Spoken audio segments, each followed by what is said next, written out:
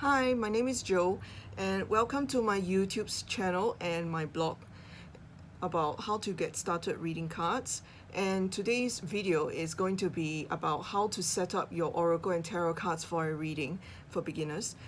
Previously, I did a much longer video about how to get started. It has more details in it, but today's video is going to be a summary of how to get started, just in case you need like a visual reference to refer to. So without further ado, I will just get started. So first, you have to make sure that your environment is clean, is bright, is clearly lit. I will say clearly because you need to see the cards clearly. For example, you need to be able to see them clearly, and so you can't have it like too dark and things like that. And you want it to be a safe environment where you can actually read without interruptions.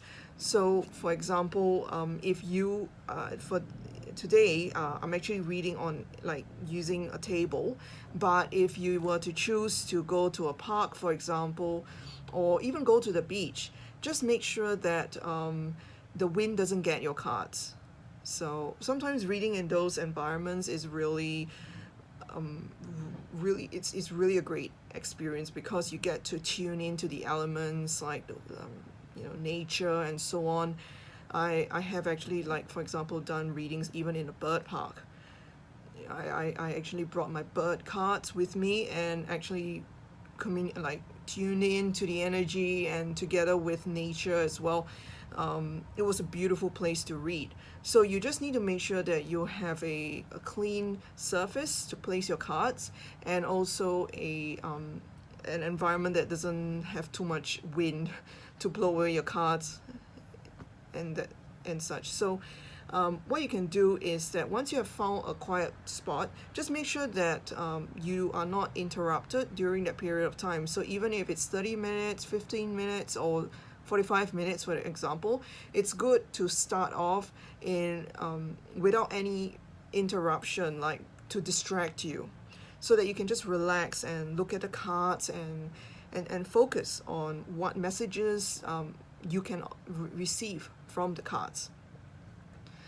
Today I am using the Lover's Path Tarot and as an example. And when you first start off, you will actually have a guidebook, and in this case here we have a title card and a bio card, like a little mini instructional card. It depends on each deck of cards and their authors. So with your cards here, you have to first clear your deck.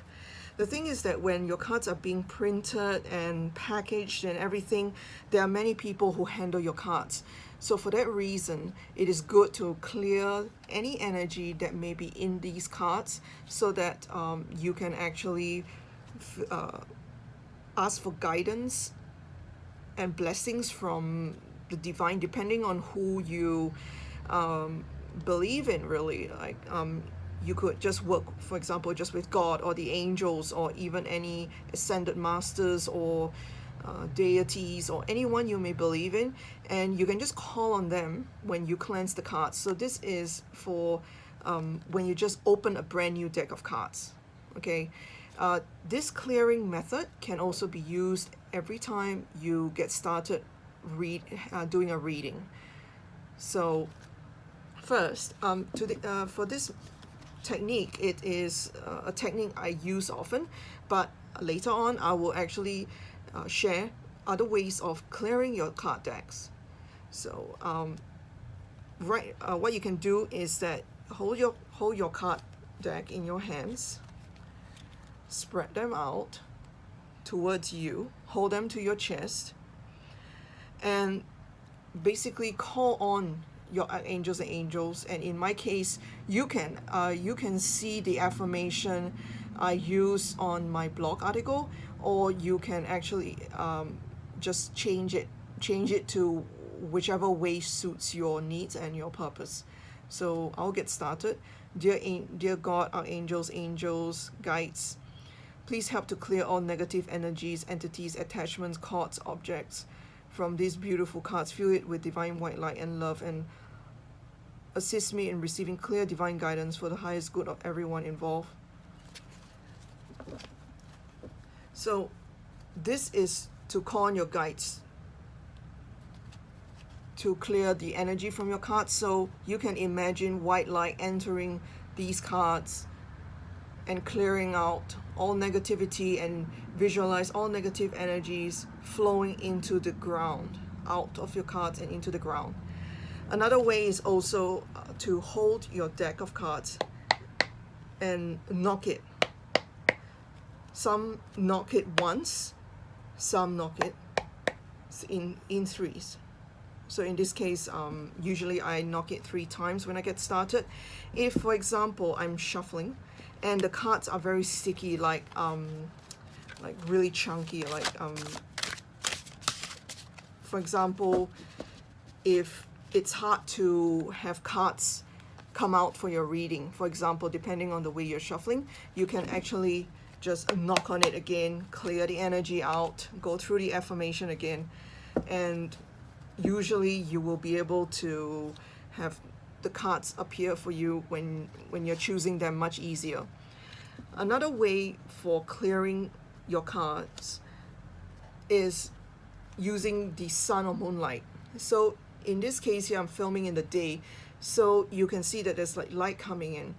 What you can do is that you can choose a safe sunny spot for your cards.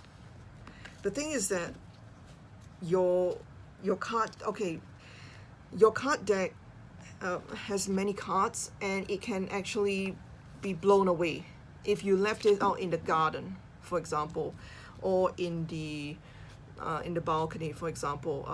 The wind, or some, if you have children or animals, for example, who may be curious, they may scatter your cards.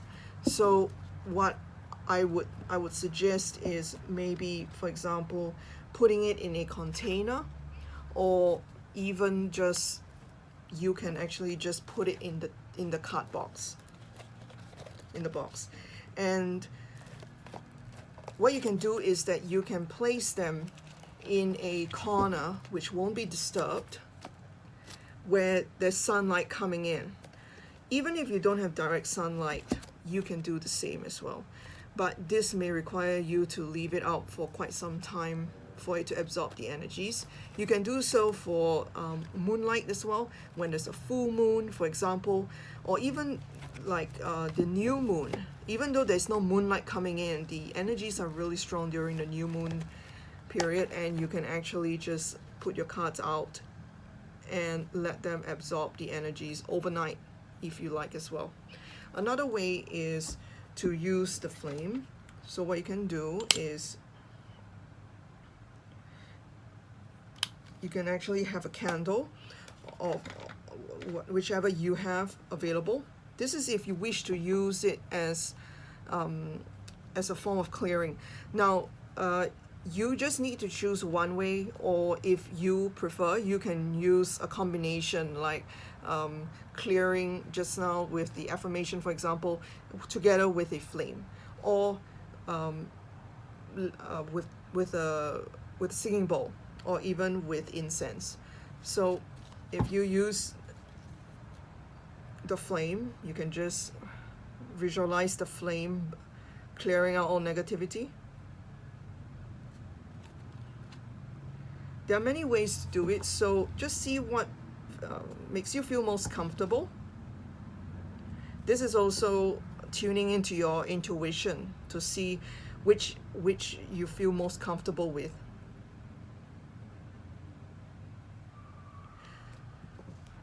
And of course you can do this several times, but I'm just doing a demonstration.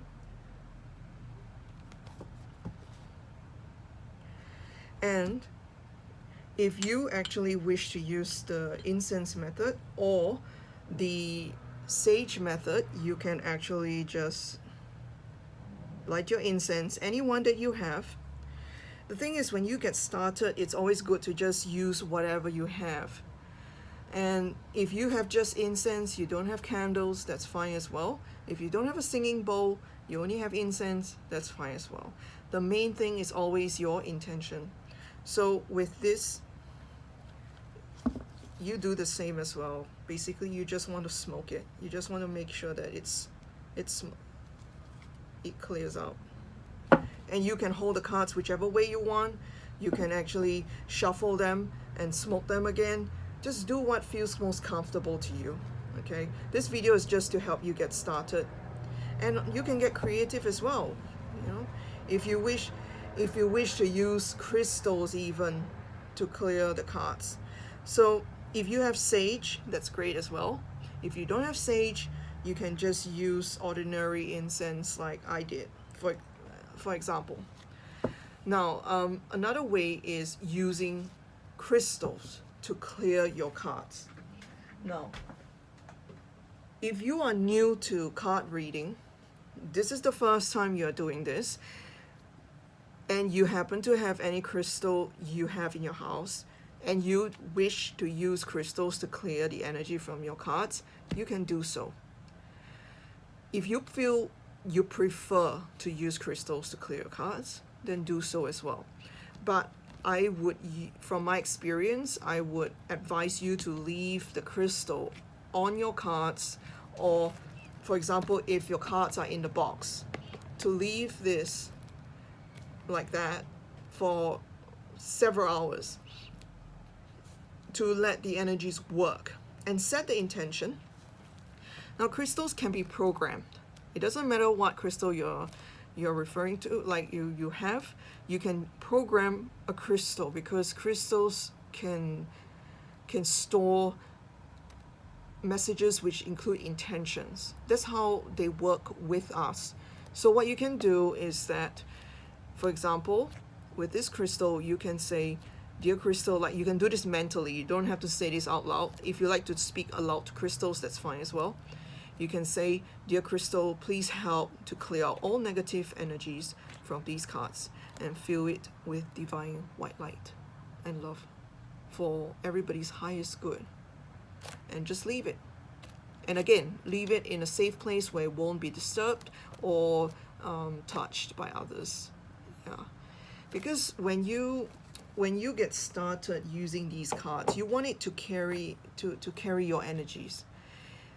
We do not know the type of energies that other people may have, and of course, if you're saying, okay, I share my cards with my good friend, then it's always a good habit to actually just clear the cards with the affirmation, for example, before you start any reading. You can share the cards with your friend, for example, but just make sure before you get started, clear the cards first.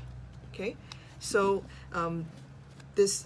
another way is actually one of the last ways I'm doing a demonstration for on this video is sound healing.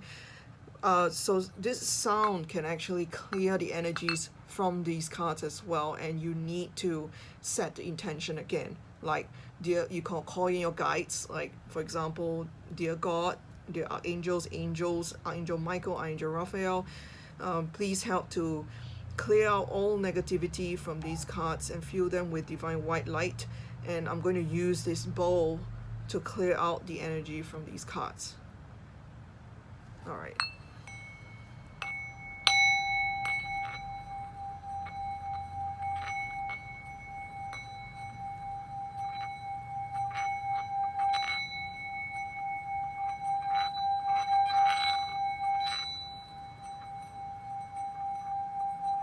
Now you can actually do this for as long as you like, or for example, or every time, if you really like using the bowl to cleanse your cards, you can do this before every reading, before you get started. Or you can just do this when you first begin using this deck of cards. So it depends on your preference, and also how you feel intuitively. So thank you for watching. I hope you found this useful. Thanks. Bye.